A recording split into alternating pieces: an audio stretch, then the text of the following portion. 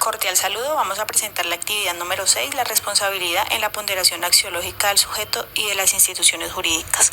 El grupo se encuentra conformado por Sandra Liliana Cuellar Arboleda, John Franklin España Castillo, Alejandro Girón Solarte, Diana Carolina Silva Álvarez y quien les habla, Ángela Caterine Mesa Rodas.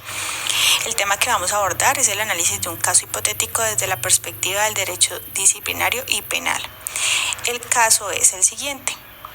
Pablo es un juez de un tribunal de una ciudad en Colombia. Ha sido denunciado ante el Consejo Superior de la Judicatura por presuntas conductas irregulares en el ejercicio de sus funciones. Según la denuncia, Pablo habría sido negligente en el tratamiento de un caso de violencia doméstica, lo que habría puesto en riesgo la vida de la víctima. La denuncia alega que Pablo no actuó con la debida diligencia y celeridad requerida en este tipo de situaciones, permitiendo que el agresor quedara en libertad condicional sin las medidas de protección necesarias para la víctima. Esto habría resultado en un nuevo episodio de violencia, lo que puso en peligro la integridad de la afectada. A pesar de que el comportamiento de Pablo podría considerarse una falta disciplinaria por no cumplir con sus deberes como juez de proteger a la ciudadanía y garantizar el acceso a la justicia, las circunstancias también podrían interpretarse como un posible delito penal de omisión de funciones o prevaricato por parte del juez. En este sentido, la falta disciplinaria apunta a una posible negligencia grave por parte de Pablo, pero la dimensión de la conducta podría implicar consecuencias penales si se determina que el juez tuvo una actuación dolosa para favorecer al agresor en detrimento de la víctima. Por tanto, este caso presenta un escenario complejo en el que una presunta falta disciplinaria cometida por un funcionario público, en este caso un juez, puede involucrar aspectos que pueden asemejarse a la comisión de un delito penal, generando interrogantes sobre la responsabilidad y la sanción correspondiente que deberá evaluar tanto el Consejo Superior de la Judicatura en su ámbito disciplinario como las autoridades judiciales competentes en el ámbito penal. Desde mi punto de vista, considero que se trata de un caso que tiene de ambas, tanto como de delito penal como de falta disciplinaria, donde pienso que la jurisdicción disciplinaria y la penal podrían actuar de manera paralela y complementaria según lo que se logre probar. Y esto lo fundamento en que el caso sí es una falta disciplinaria por la omisión que tuvo el juez de los deberes funcionales.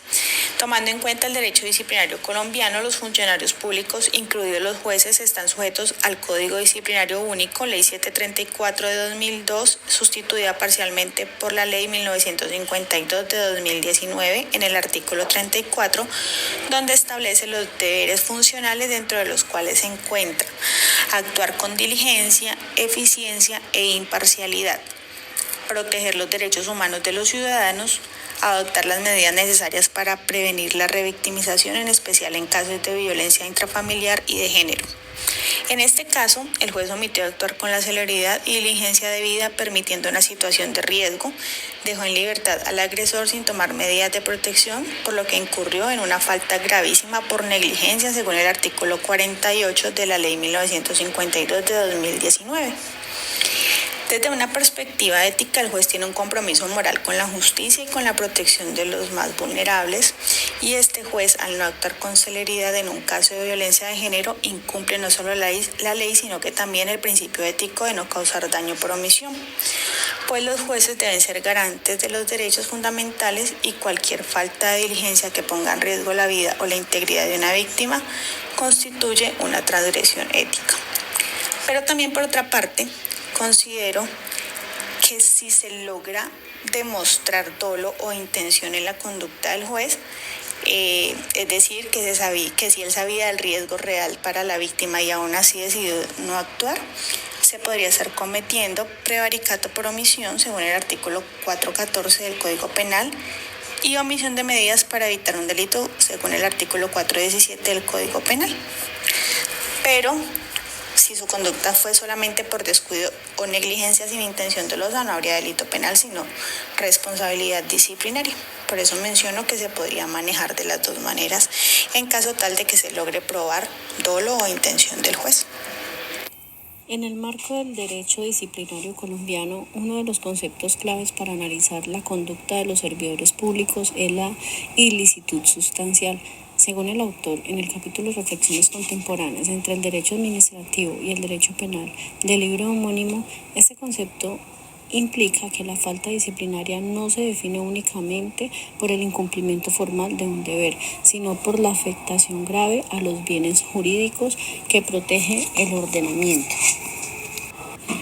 Veamos el caso de Pablo, juez denunciado por presunta negligencia en un proceso de violencia intrafamiliar. A Pablo se le imputa de no haber actuado con la debida diligencia y celeridad, permitiendo que el agresor quedara en libertad sin medidas de protección eficaces. Como resultado, la víctima volvió a ser agredida, poniendo en riesgo su vida. Desde la óptica del derecho disciplinario y en aplicación del principio de ilicitud sustancial, se analiza si la conducta de Pablo afectó de manera grave los fines del servicio judicial. En este caso, la falta de acción oportuna no solo representaría el incumplimiento de deberes funcionales, sino que habría comprometido gravemente el derecho fundamental a la vida y la integridad personal de la víctima.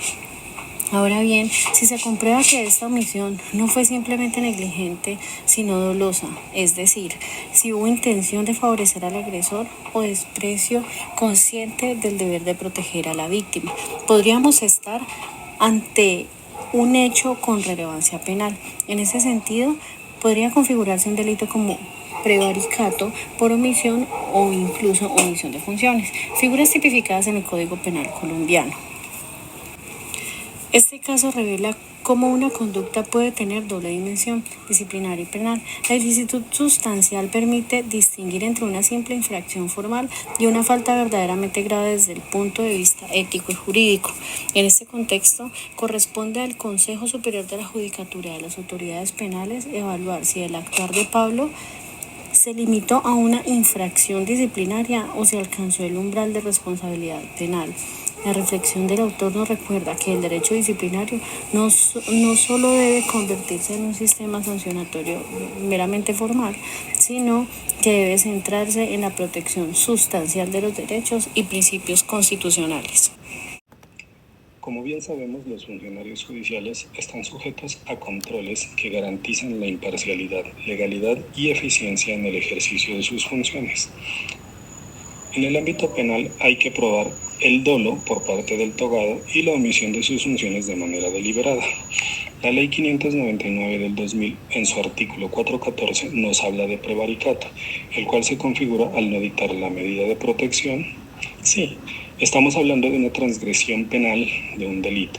En ese caso, la responsabilidad que tendría el juez de control de garantías por no haber emitido una medida si se acreditó por parte de la Fiscalía la existencia del riesgo constitucional, tendría que tramitarse por las dos vías, tanto penal como disciplinaria, porque cometió el delito de prevaricato y tiene consecuencias también disciplinarias, porque la cometió dentro del ejercicio de la función jurisdiccional, aunque en nuestro caso también habla de libertad condicional. También se puede pensar que no es porque no impuso una medida de aseguramiento, sino porque, como dice el caso, concedió una libertad condicional. Y recordemos que la libertad condicional solo opera cuando ya ha habido una sentencia. También podríamos hablar de favorecimiento o abuso de autoridad, si se comprueba el favorecimiento indebido o la parcialidad. Para la imposición de la medida de aseguramiento debe haber necesariamente la petición de un fiscal, una vez realizada la formulación de imputación o el traslado del escrito de acusación. Al ser este caso por un delito de violencia intrafamiliar, lo que procede es el traslado del escrito de acusación, porque se rige por el procedimiento especial abreviado, la Ley 1826. En esa medida, el fiscal debe solicitar al juez la imposición de una medida de aseguramiento, sea privativa o no privativa de la libertad. En ese contexto, cabe evaluar el caso presentado por parte de la Fiscalía. La falta disciplinaria, la Ley 1952 del 2019, la Ley 2430 del 2024, estatutaria de Administración de Justicia, cumplimiento de deberes funcionales por la gravedad del daño, ya que la omisión contribuyó a poner en riesgo la integridad de la víctima por negligencia grave o por dolo. Desde la perspectiva disciplinaria, la conducta del juez Pablo constituyó una negligencia grave, ya que omitió actuar con la debida diligencia en un caso de violencia intrafamiliar, lo cual contraviene lo dispuesto en el artículo 34 de la Ley 734/2002, que exige a los servidores públicos actuar con eficiencia, responsabilidad e imparcial. Además, el artículo 48 califica como falta gravísima toda omisión que afecte derechos fundamentales como la vida y la integridad. En este caso, no estamos frente a un error técnico menor, sino a una inacción que permitió un nuevo episodio de violencia. El juez incumplió su deber de protección frente a una persona en situación de vulnerabilidad, afectando directamente el bien jurídico de la integridad personal. Esto vulnera principios fundamentales de la función pública judicial, como la diligencia, la protección especial y la garantía efectiva de derechos. Ahora, desde la óptica penal, el análisis se centra en si su conducta configura un delito de prevaricato por omisión, contenido en el artículo 4.3 del Código Penal, o una omisión de las funciones. Para ello es necesario demostrar que actuó con dolo o culpa grave, es decir, que conocía el riesgo que enfrentaba la víctima y aún así no adoptó las medidas necesarias para protegerla. La Corte Suprema de Justicia ha señalado, por ejemplo, en la sentencia CP 1938-2020, radicación 54383, que la omisión funcional tiene relevancia penal cuando el funcionario conoce el riesgo y decide no actuar. En este sentido, si el juez tenía conocimiento de la situación crítica y fue consciente de su pasividad, su conducta podría trascender al ámbito penal. Aquí cobra relevancia el concepto de ilicitud sustancial desarrollado por Vargas. Ese autor plantea que no toda infracción formal genera responsabilidad sancionatoria. Debe evaluarse si la conducta afecta de forma grave los valores protegidos por el ordenamiento jurídico. Es decir, debe analizarse el daño ocasionado, la intencionalidad, el contexto y la afectación real del bien jurídico. En el caso del juez Pablo, la omisión no fue una simple omisión administrativa, sino una acción pasiva que permitió la revictimización de una persona vulnerable, lo que implica una transgresión sustancial de sus deberes, lo que podría justificar tanto una sanción disciplinaria como una imputación penal, siempre que se respete el principio de non bis in idem. Finalmente, desde la mirada ética y axiológica, la conducta del juez es reprobable, pues se apartó de los valores de justicia, responsabilidad y equidad que deben guiar la función pública.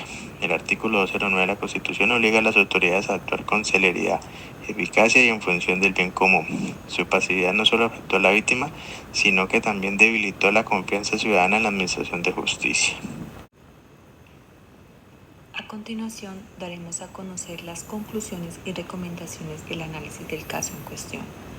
Desde nuestra perspectiva, el caso en cuestión presenta una dualidad que abarca tanto el ámbito penal como el disciplinario. Consideramos que ambas jurisdicciones podrían actuar de manera simultánea y complementaria, dependiendo de lo que se logre probar en el proceso. Esta aproximación se fundamenta en la naturaleza de la omisión del juez y las posibles intenciones detrás de su actuar. La actuación del juez Pablo en el caso de violencia doméstica acarrea serias repercusiones que se analizan desde dos frentes legales y desde la ética jurídica. Primero, la omisión del juez Pablo constituyó una falta gravísima caracterizada por su ilicitud sustancial. No solo incumplió un deber formal, sino que puso directamente en peligro a la víctima, socavando la esencia de su función judicial y la confianza pública en la administración de la justicia. La situación podría también escalar un delito de prevaricato por omisión si se logra demostrar el dolo del juez, es decir, si se comprueba que tuvo una intención consciente de favorecer al agresor o desobedecer deliberadamente la ley. De igual forma, se visibiliza la violación del principio ético de la debida diligencia y la garantía de los derechos humanos, especialmente en casos de violencia de género, que son pilares que el juez debe respetar. Su omisión es, por tanto, una ilicitud sustancial al quebrantar esos principios fundamentales de su función. Por lo anterior, también creemos importante dejar las siguientes recomendaciones. Primero, que el Consejo Superior de la Judicatura realice una investigación disciplinaria exhaustiva para determinar la responsabilidad de Pablo y aplicar la sanción correspondiente. Segundo, que las autoridades penales, en caso de encontrar indicios claros de dolo, inicien la investigación y el proceso penal. Y tercero, es fundamental garantizar la protección efectiva a la víctima en todo momento.